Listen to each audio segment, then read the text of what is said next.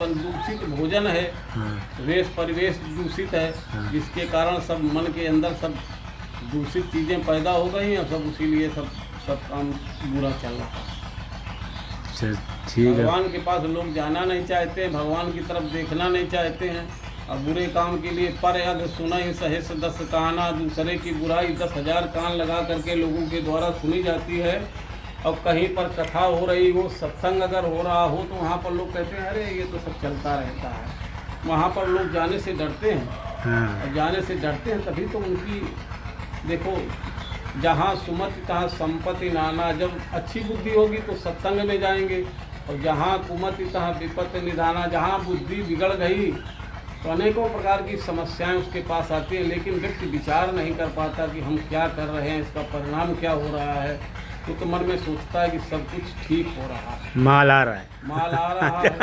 और ये माल कैसा है, बुरे कर्मों के द्वारा जो धन आता है, तो जैसे एक बल्ब लगा हुआ, एकदम से पावर आया तो रोशनी बढ़ी एकदम से, फट से चला गया। वही है, से बुरे काम के द्वारा कमाया हुआ धन आता तो दिखाई देगा, लेकिन जाने में फिर इकट्ठे साथ लेकर के चला जाता है, फिर आदमी पछताता है।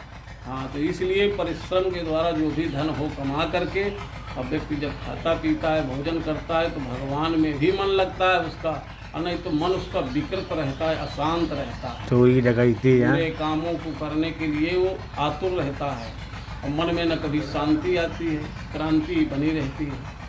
तो इसलिए व्यक्ति को भगवान की तरफ कुछ न कुछ देखना चाहिए, मुड़ करके अपने जीवन का मूल्य समझना चाहिए। मतलब दिन में 8 घंटे भगवान को 5 से 10 मिनट जप लें।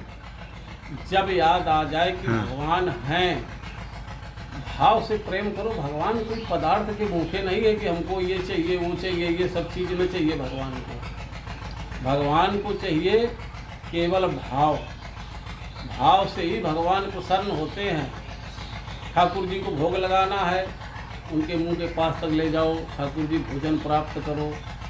हमारा भाव ये कहता है हम बालक की तरह से उनके साथ व्यवहार करें, वैसे व्यवहार करेंगे तो हमारे अंदर प्रेम जागृत होगा, और प्रेम से ही भगवान का प्राकट्य होता है।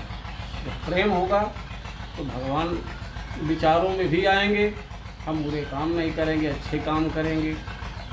तो इसलिए मनुष्य जब भगवान से शरणागति की ओर जाता है और भगवान की तरफ रहता है, कथाएं सुनता है, सत्संग सुनता है, अच्छे विचारों में रहता है, तब उसके मन के अंदर शांति आती है और स्वयं प्रसन्न चित्त होकर के रहता है। ठीक है पंडित जी, आपके पास पंडित जी ने हमारी देखिए ये बातें बताई।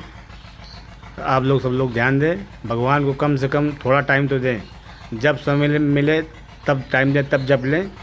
पंडित जी कहना है कि उसी में आपको मतलब पूजा पाठ पूरी हो गई।